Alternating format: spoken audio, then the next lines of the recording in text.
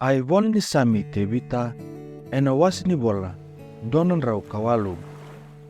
Kemni na Kalou sandei na lungu au na sere ka vaka vinvinaka ia kauna vakacaucautaka. Ndrau andramai na solitary kena api ia koe iau kauna sulta ena mataka. Au na vaka vinvinaka vei kemni tiowa ena vei matanitu.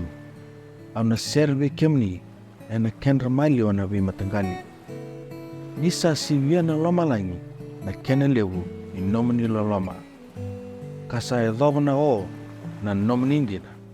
Moni de zere na Kalou ka melu lobira o lomalangi. Kena nomini langi ki vurburu taudoko.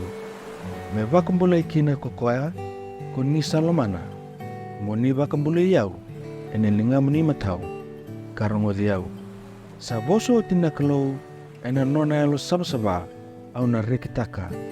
Ano votai sikemi ka vakarauta nang buda mai sukodi.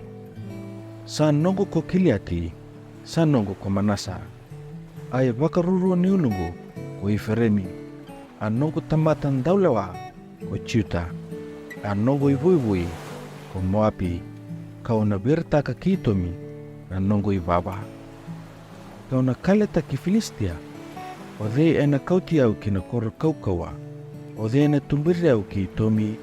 O kemni na Kalou sa singai. O kemni kasambuti ki mami. Ia ko kemni na Kalou. O ni sa sengani lakobata. Kena nei mami balu. Monuju ki mami. Mai na kar rawa.